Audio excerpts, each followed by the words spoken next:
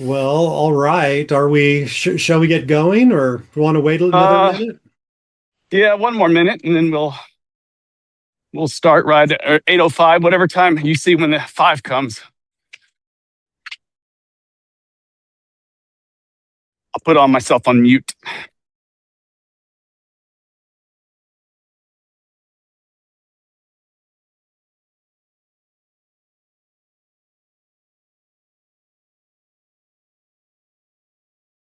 It's like, Rudy, welcome. Hello.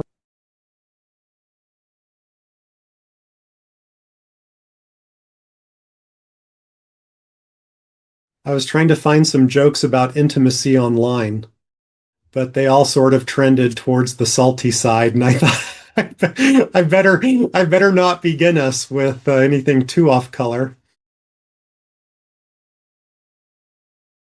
So let me start us off with a prayer that I have prepared with what I hope for our discussion this evening. With all of you in mind, if you would just clear your mind and relax your shoulders and think happy thoughts. Lord, breathe joy into our souls and pour light into our eyes. Give hearing to our hearts. Feel our fingerprints upon your love. Please, Lord, forgive. Do not delay. See our need sprouted and full grown. Wrench us from wrongness. Lift us with laughter. Put fire to this harvest that earth's hurt halt, and love persevere in grace's pinion. Amen.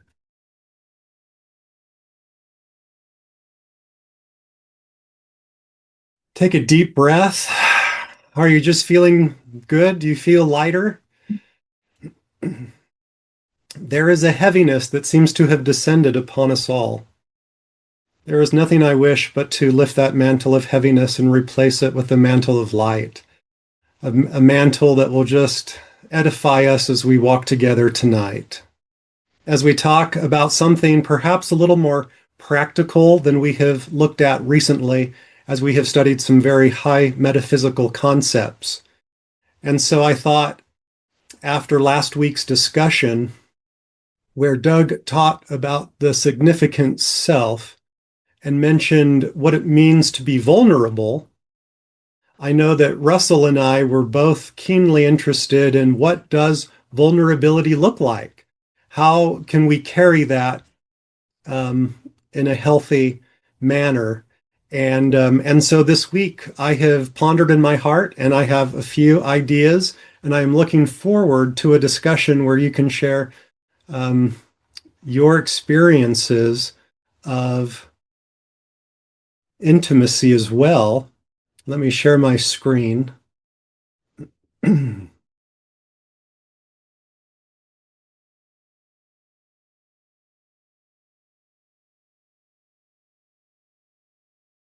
All right.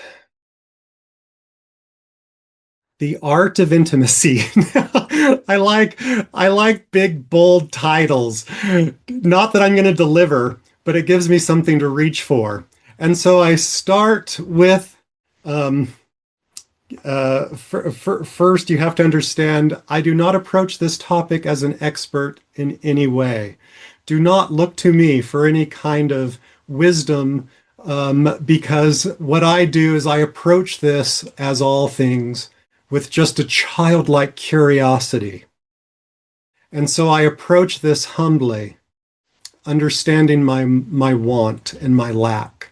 And perhaps we can learn together tonight on why is green ray vulnerability essential for maintaining pure love, which is, I think, what this group is all about the love. And so, what of thorns and thistles? A thorn in the flesh was given me, said the Apostle Paul. I prayed 3 times that it would depart from me, but the Lord said, my grace is enough for you, For my power is made perfect in weakness. And as I have thought about vulnerability, I've thought of how it forks on the path between negative and positive, and how really what we're going to discuss tonight is vulnerability as a strength upon the positive path, how that weakness has a perfecting aspect or quality.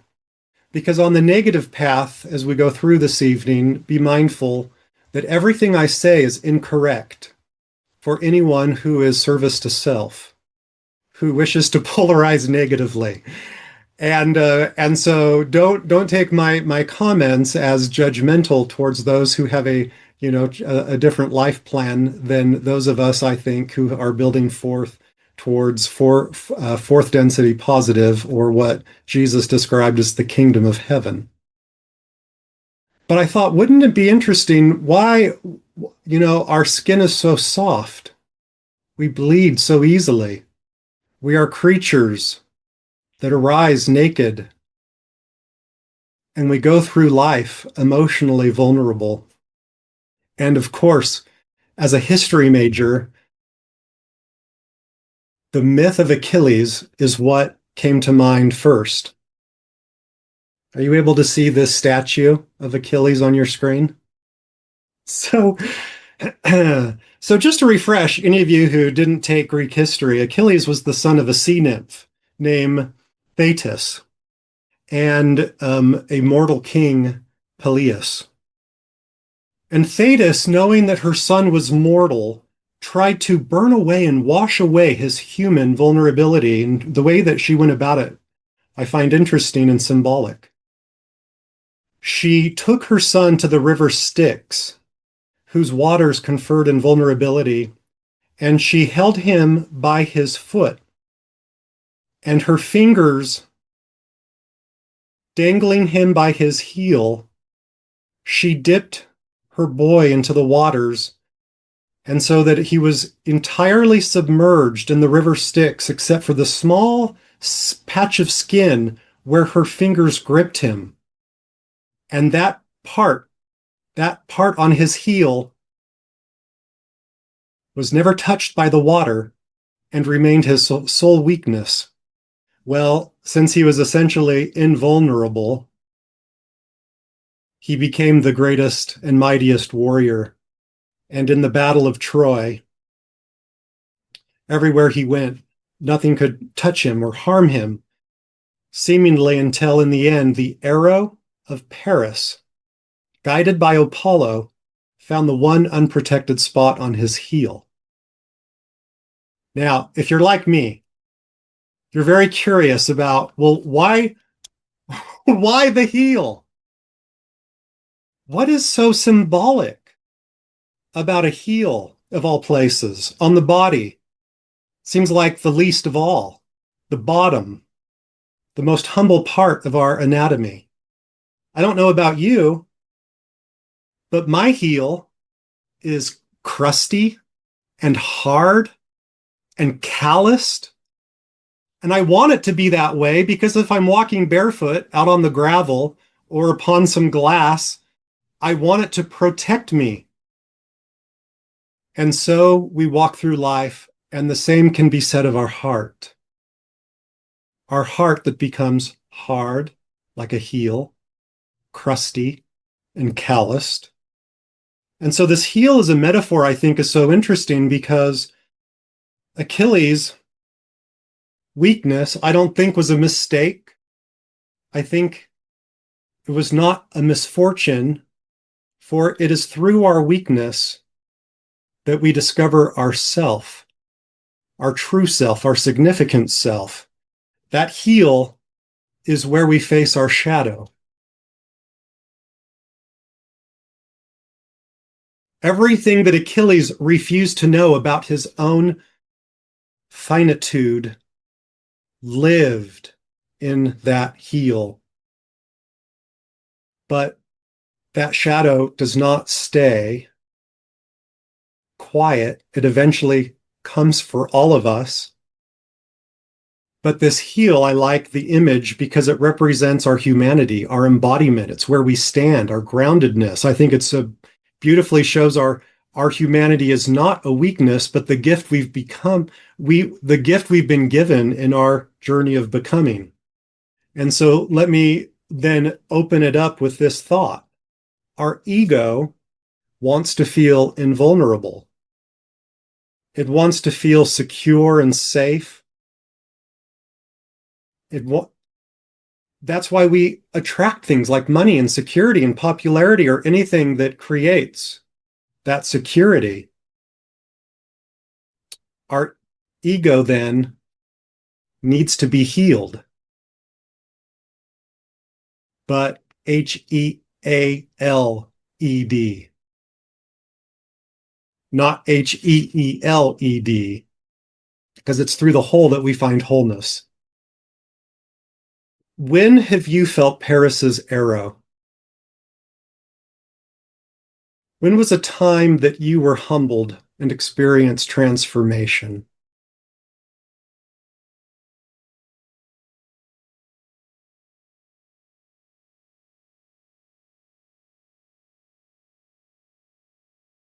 You'll just have to unmute and talk because I can't see all of you. Oh, there you all are.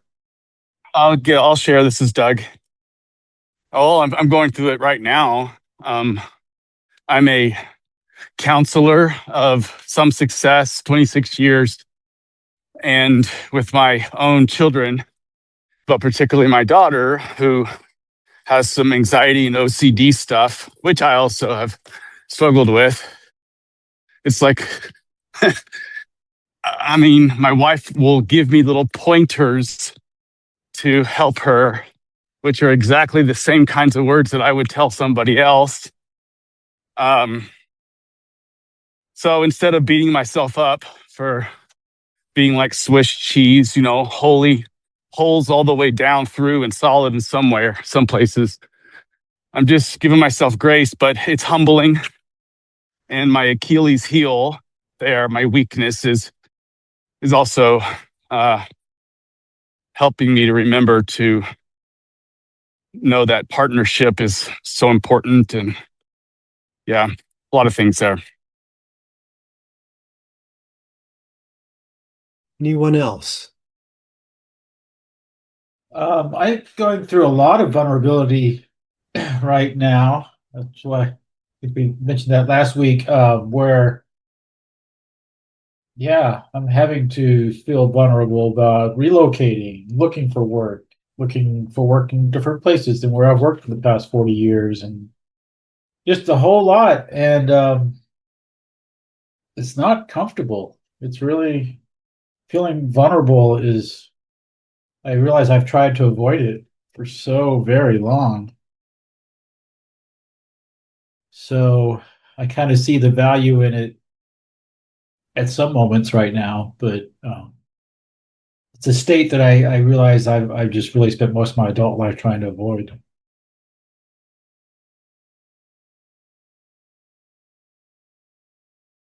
Channeling a bit of my inner Doug, I went to the etymology of vulnerable because Doug always likes to tell us what these words mean. And so, vulnerability, hold on. Are you still able to see the window? Yes.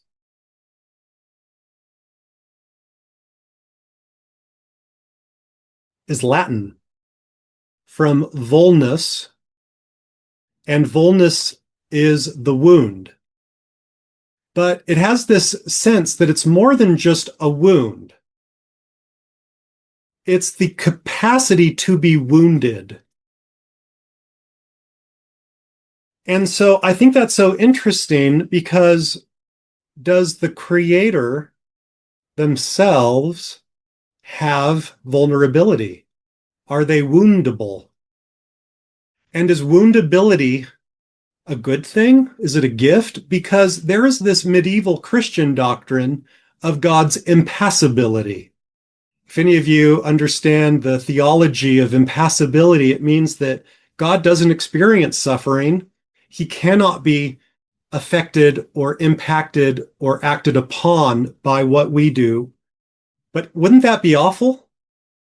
So contrast a creator that is woundable, that suffers, kind of with the Jesus archetype of the suffering son or the crucified Lord who suffers with us, to this Christian idea of impassibility. Richard Rohr, bringing in the heavy hitters now, wrote, Jesus comes as a naked, vulnerable baby, totally dependent upon relationship with others. Naked vulnerability means that we allow others to influence and change us. And so there's this idea that we are changed through allowing others to come into and flow through us and leave us different than we are. That we become not in isolation, but we become through this, the Godhead principle, the Trinity principle acting through our relationships with one another, which I thought was so interesting. A lot of you, like me, love C.S. Lewis. And he said, this is small text, so I'll read it in case it's not appearing large on your screen. But of all the C.S. Lewis quotes that I've collected over the years, this is one of the top 10 that I treasure. To love at all is to be vulnerable. Love anything, and your heart will certainly be wrung and possibly broken. But lock your heart up in a safe, dark, motionless, and your heart will change. It will not be broken, true, but it will become unbreakable. The only place outside heaven where you can be perfectly safe from all the dangers and perturbations of love is hell. Have you ever met someone who has kind of locked their heart away to desensitize themselves from the pain or the hurt, who have chosen to not be vulnerable? Have you and I ever been in that posture? And the answer is yes. This is a human condition. We have all encountered this. And so tonight I want to direct our thoughts towards, what do we do in this situation where in pain we just instinctively return to our shell? How do we remain with an open heart chakra when we're being shot with darts from all sides? I mean, isn't there a principle of self-preservation at play? And that is what we're going to explore, because vulnerability is not the point. Vulnerability is merely the doorway to something called intimacy. There can't be real, genuine intimacy without vulnerability, which is why those on the negative path apparently bypass the heart chakra entirely, so they don't have to be vulnerable. And so I turn now to what is intimacy. Brené Brown said, vulnerability is the willingness to be seen without a guarantee of the outcome. Or in other words, vulnerability opens a door leading to intimacy. And so I was curious. I've never in my entire life ever been in a class where someone has asked me point blank, what is human intimacy? I didn't take child development. I didn't take psychology courses. So that's why I come to this late in life. I was a lawyer. I was stuck in the yellow ray, trying to understand social dynamics and equality and community law and order. But this idea of intimacy is something that shocks me for how rare it really is. Because if there is one takeaway as I have prepared for tonight, I have confronted the fact, as I have surveyed the relationships within my orbits, that true, genuine intimacy is extraordinarily rare. And I feel like it's becoming even more rare based on technological changes within our society that give a gloss of connection while distancing us further and further from genuine human intimacy. So let's look at, so I turned to an expert. Doing some research, which I love. One thing I've learned to do in life, I guess, is look for answers. Reis and Shaver developed the interpersonal process model of intimacy. And what they discovered, or at least cataloged here, is that human intimacy arises through this four-step process where each step is necessary and important. The first is to be perceived by another person. You know, we call this "you see me" or "I see you." To be seen, which then allows understanding, which then needs to be validated, where I validate a person's worth. And that ultimately results in us caring. But what's interesting is that this has to be reciprocal. Have you ever tried to be intimate unidirectionally, unilaterally, and felt like you were hitting your head against a brick wall? If I open up vulnerably to someone, and I've exposed myself, but if it's not returned, then there is no intimacy. Or what if someone does respond and sees me and understands me and validates me and cares about me, but I do not perceive that they see me. I don't understand that they're understanding me. I don't, I don't feel like that is validated, that care. So there's no intimacy, even though they have bestowed kindness on me. So it's a loop where it's an exchange of grace for grace. It does take two to tango. But this intimacy doesn't resolve or result in fusion. It doesn't mean there's a merger of the two. Intimacy doesn't create one entity. The intimacy arises because of differentiation that is perceived, that is held and understood, is validated rather than judged, and where genuine caring arises. That seems like a lot of work to me. Seems like a lot of effort has to go into this. And so we turn to Rohr, and there's only one place in the entire Law of One Rohr material, for those of you who have done the word search, where Rohr uses intimacy in the context of two entities. And this gave me goosebumps. Guess what the context was? It's in the context of us being intimate with the Creator. You may begin to see your relationship to the Logos, or Son, with which you are most intimately associated.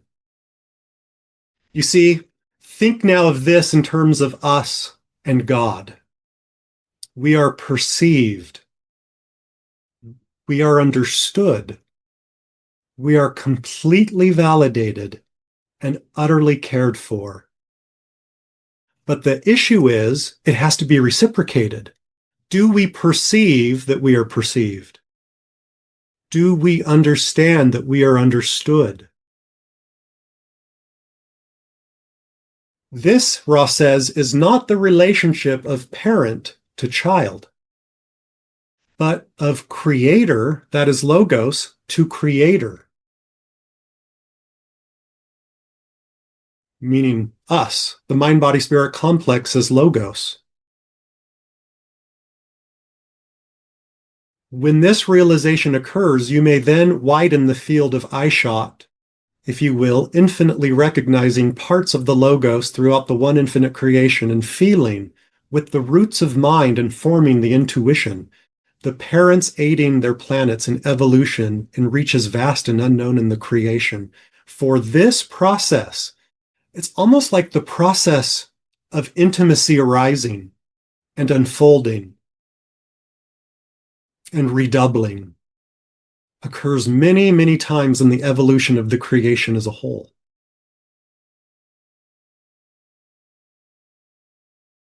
What Ra stated, Jesus put, consider the lilies of the field, how they grow.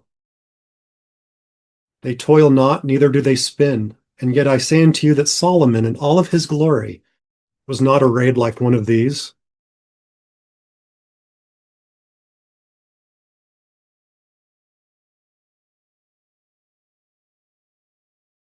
Let me pause for comments and what is arising and emerging before we transition to a very important question, which I hope I'm going to tease.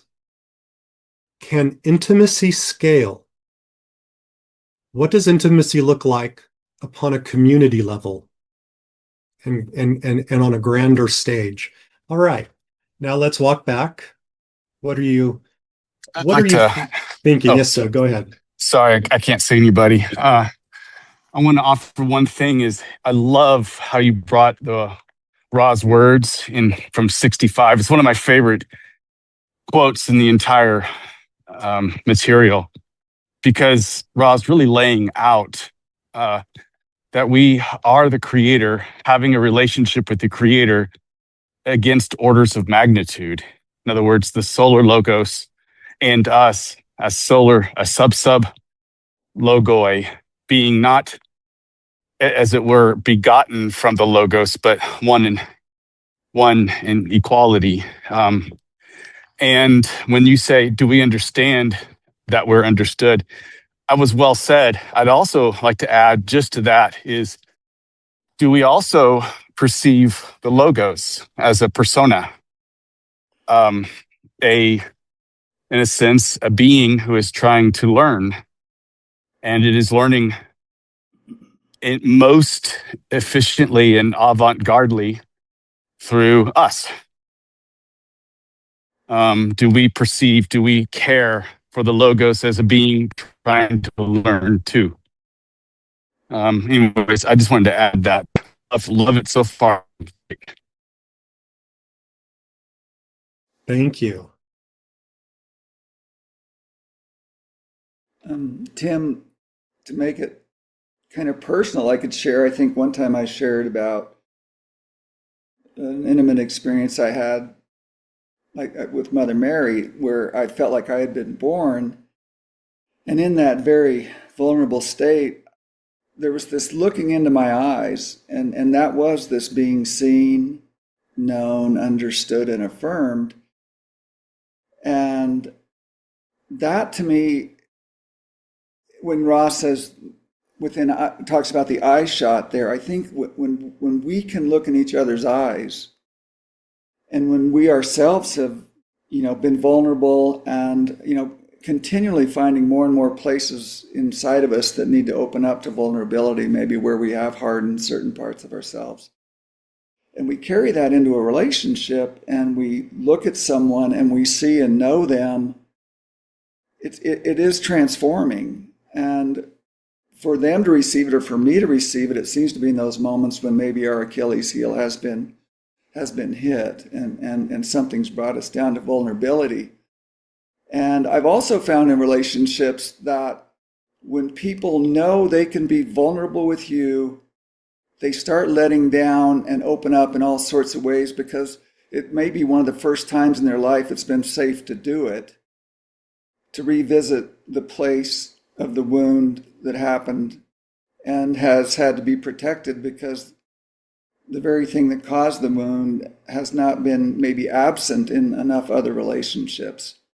And so I think when that happens, the magnitude is quite great, and it spreads, like we do here. Thank you, Danny. That was very well said when you began your comment. If I could be personal in a discussion of vulnerability. So that was right in line with the theme of the The theme du jour. Love that. Thank you. Thank you, everyone. I would like to invite one more comment before we continue.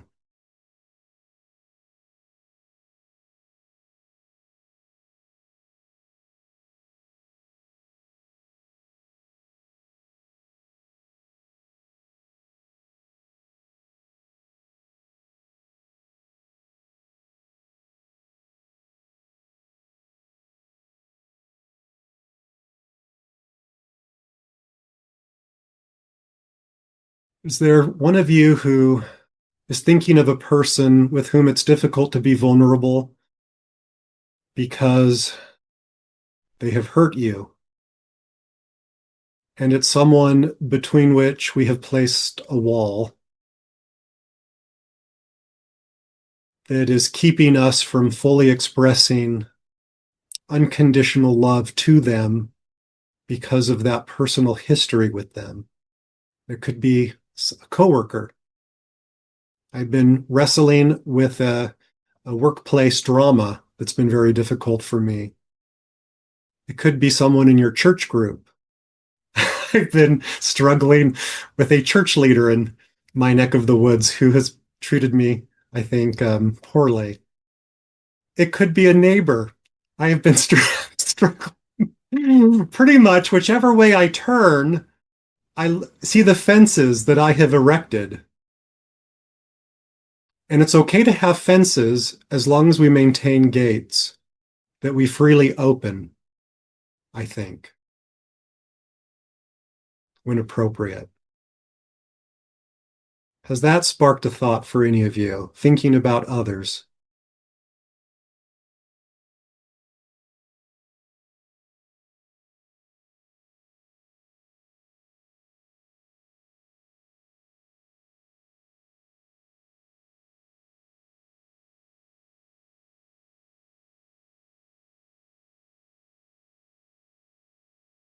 To demonstrate how easily vulnerability makes us so susceptible to contraction.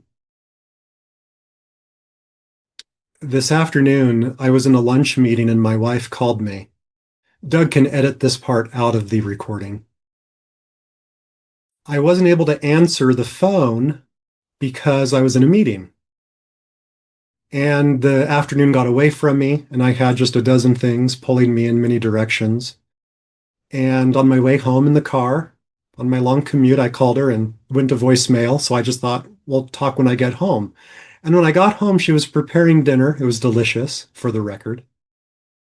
But I just sensed like something was a little bit off.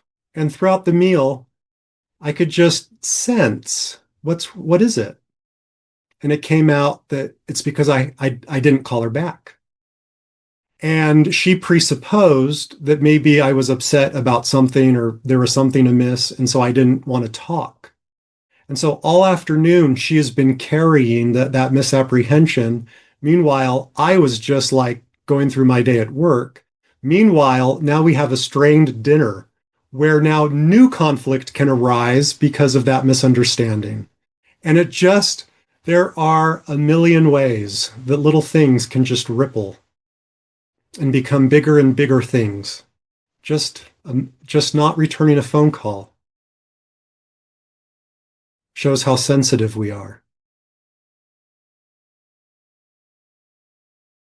All right, well, I won't belabor the point, so let's move on to Dunbar's number.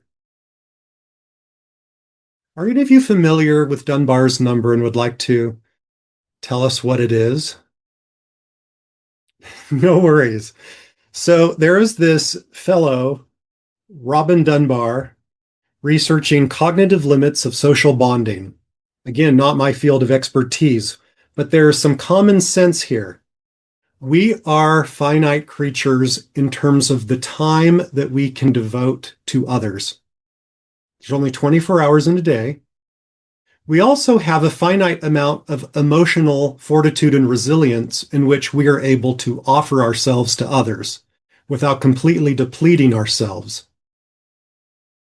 A strong social intimacy requires a lot of investment of time and emotion And a lot goes into that. And so the question becomes, how many people can we be intimate with in our social life? Well, 150.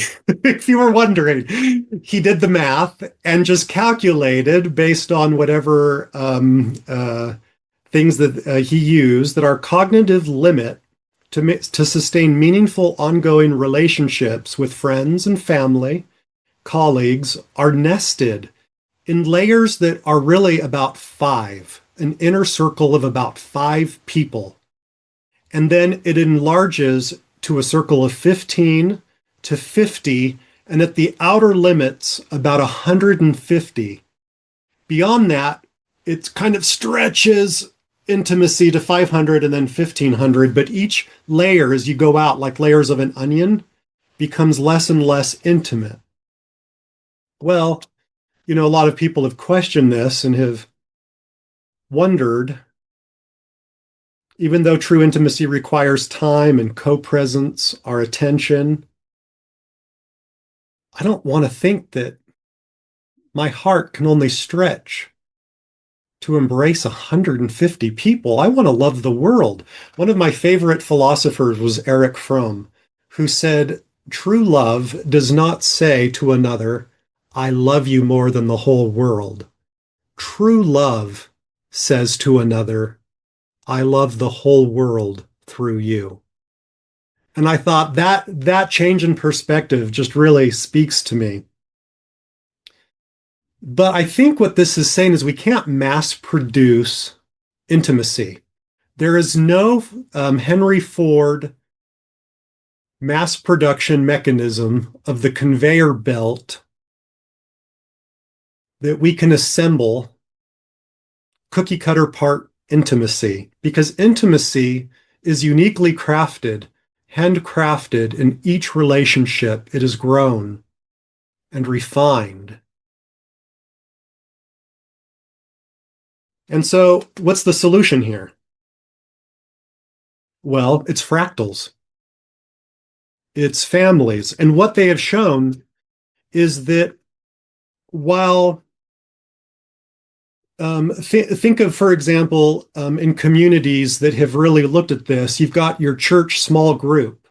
Even though you've got a larger community that supplies a sense of belonging and shared ritual, there's also, if you go down to a smaller level, the intimacy is shared one-on-one. So like think of Alcoholics Anonymous, you have a sponsor.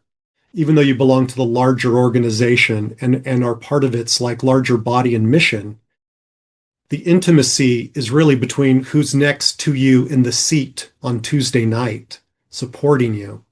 Or like in an army, the squad, where that intimacy is borne out and fully expressed on a very fractal small that goes up, which should not be surprising to any of us who are familiar kind of with the nesting of the fractals of the law of one. And so at the outset, I promised we're going to make this practical. And so here's the practicum. I want to understand, well, why is vulnerability and real intimacy so hard? What makes it seem so rare? Because Ross said in session 32, the green ray activation is always vulnerable to the yellow or orange ray of possession. We call that lower chakra blockage. It's so interesting that that very thing that we're trying to keep open is vulnerable itself. But I want to suggest that it's not that the green ray is vulnerable so much as that it is vulnerability. Fear of possession, Ross says, desire for possession, fear of being possessed, desire to be possessed. These are the distortions which will cause the deactivation of green ray energy transfer. I think, putting it in other terms, we have green ray, which is universal, unconditional love. This love that does not contract to protect itself, that seeketh not her own, charity, it remains open to the other, even not knowing how the other may react or respond, requiring faith. But when we make openness conditional on safety, we route energy back down into the yellow ray. Yellow ray, which we're kind of playing those chess pieces, we go into the arithmetic, those calculations, the calculus of fairness. We look at group dynamics. We try to manage threat. And then so we go down, and so we fall back down into yellow or orange or even red ray. And that's what happens when, instead of staying up in green ray, in that pure love, that level of acceptance, we fall back down into what I would characterize as yellow ray love. Yellow ray love is love, but it's kind of conditional love.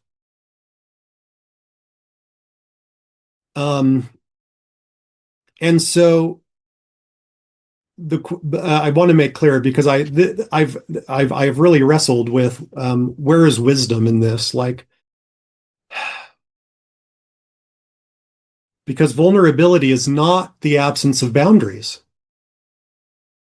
It's not martyrdom.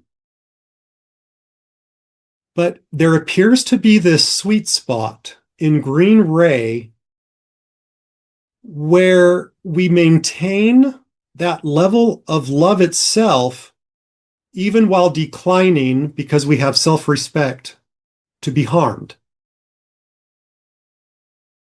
So we're able to act with discrimination, but with full open heart.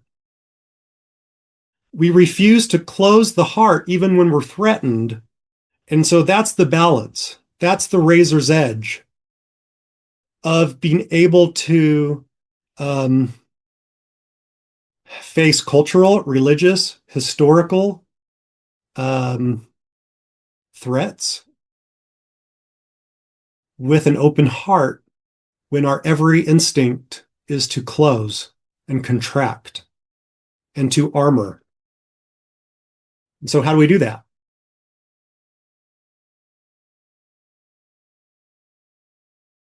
Like if a burglar walks into my house at night, I'm gonna, what, go for my shotgun?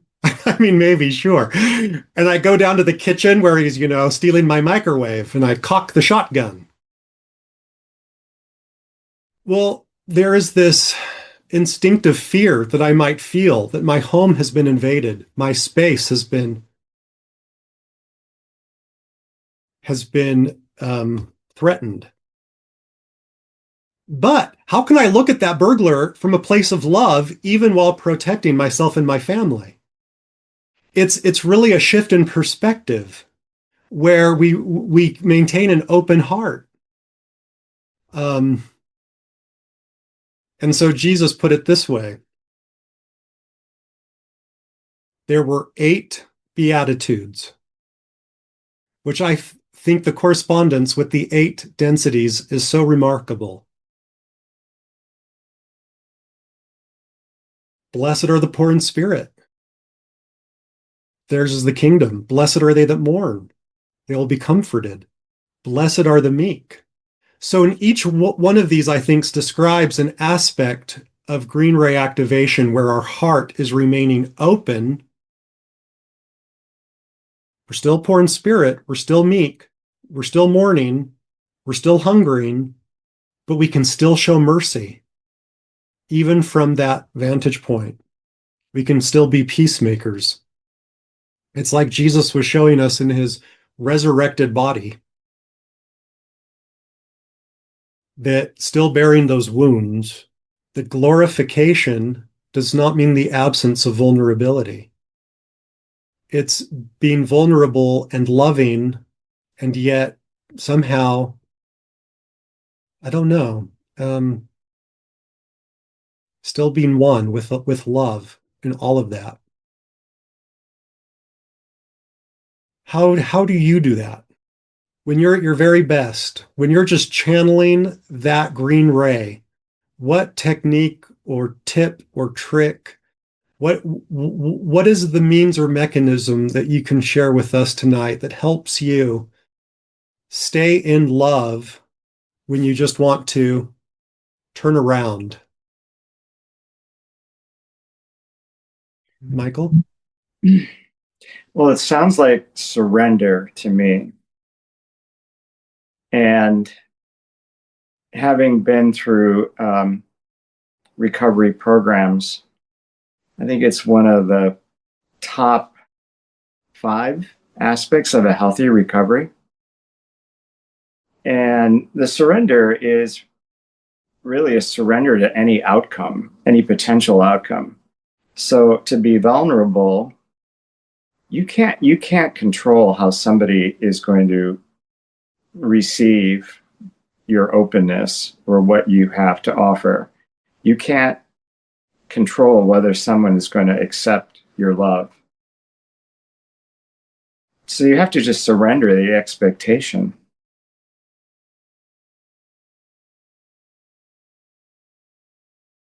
I want to take that word surrender. I can't believe, Michael, that you brought that forward, because I want to share a parable that I wrote. And surrender is describing the principle that I was trying to articulate through this parable. Thank you. And I call it the parable of the crossing. There once was an island cut off from other lands. The people of the island heard stories of distant lands they could not reach, lying far beyond the great deep. Over the years, they developed legends about the land beyond the island, which became in their imaginations a promised land, a heaven unseen. After many generations, the land beyond became a fable to the residents of the island, separated and isolated by the water on all sides. There were some few travelers who claimed to have returned to tell the tale, and their tales often sounded fanciful to those that heard them, accustomed to coconuts. Those on the island, what could this thing be called a croissant? The gulf stretched between them and the promised land. Years and generations passed, as far as their eyes could see, and only water and more water. Always water. On some nights, though, standing under the stars, they could almost smell the fresh bread carried upon the sea breeze from beyond. Now, some few foolhardy souls attempted to brave the waters, setting out with their surfboards and rafts, and when times were good, even upon great ships in groups. Prophets arose and warned the seekers, "You can take nothing with you across the great deep." Nothing? The idea of swimming naked through the ocean's churning waves sounded horrible when they thought of the sharks and the stinging jellyfish, chances they would drown. Those who set out, attempting to reach the distant shores of legend, would return worse for wear, and many of them lost belief. Many who had set out returned finally crestfallen, having failed. While most gave up, yet some few held hope. From time to time, swimming schools would arise, until finally swimming schools dotted the land. For there were those that believed in the lands beyond, that they could be reached by building strong muscles with which to conquer the ocean swells, believing their powerful arms would carry them over the mighty waves. But all those failed, not understanding the nature of the journey, although their muscled, bronzed bodies were impressive to look at. One day, There arrived on the island, no one knew from where, a simple man, a man of no repute. He told the people that he had been to the other side, he knew the way. Most scoffed, having heard that tale before, and they looked at his puny arms. But the man gathered a few who heeded his word when he said, "It is time." His followers were confused. Time? They had not prepared. They were not nearly strong enough to test the waters. What foolishness was this to go into the deep, weak and untrained as they were? No way they could brave the pitiless ocean and survive. But the man simply dived into the sea, began to swim, some few, very few. Had faith enough to follow, naked as little children. They set aside their garments and plunged into the cold water. When they had swam out a distance far enough to have lost sight of the island shoreline, beyond the gaze of those who had watched them from the beach, the man revealed the mystery to those who had faith enough to follow. For the mystery of the crossing was this: one reached the promised land not by conquering the water, but by succumbing to its depth and being reborn upon the opposite shore. The man showed them how it was done. He disappeared beneath the surface of the dark deep. Some followers had second thoughts and decided to return to the familiar shore. But there were some few, now very few, following the man's example, stopped paddling their arms and ceased kicking their feet, and in faith's fierce embrace they felt the water surround them and take them. The end.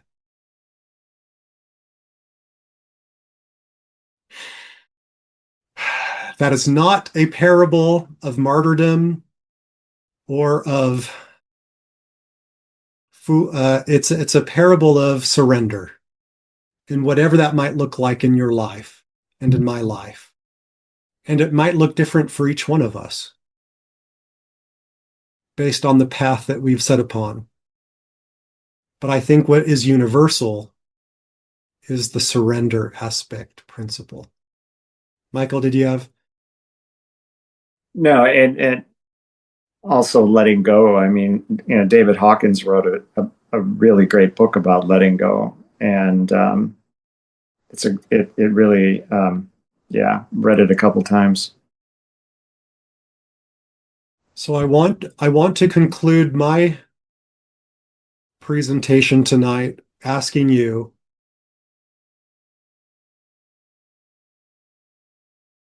to unclench our fists and with an open palm let go and release whatever we might be holding, and allow our heart to beat fully, and allow that which wishes to go, and that which we've been holding on to. And if it was meant to be ours or to return, it will come back and find its way back into our life. And whether with us or without us, within us or beyond us, we will love it. And we will love us, ourselves, and be at peace and accept that we are one. Thank you. Thank you, Tim. Beautiful. That was fabulous. I think that should be our closing prayer, to be honest. I don't think it gets any better than that, Tim. Thank you. Everybody, next week, we will do our prayer intentions. So sharing our prayer intentions and catalysts. So hopefully everybody can join us next week. But piggybacking on what Tim has shared, perhaps we can think about ways in which we were vulnerable and our hearts are softened. maybe see how that touches us this week. So thank you, Tim, for inviting us to our Green Ray Center in such a beautiful way. And in that Green Ray spirit, my heart in this moment, and it may not last long, is fully open. And I love you all, and you are well within my 150 Dunbar number. So if there is anything I can do for you, please let me know. God bless everyone. Thank you so much, Tim. Hey, Tim. Love you too. Well, really beautiful. Good night. Bye. Good night. Good night.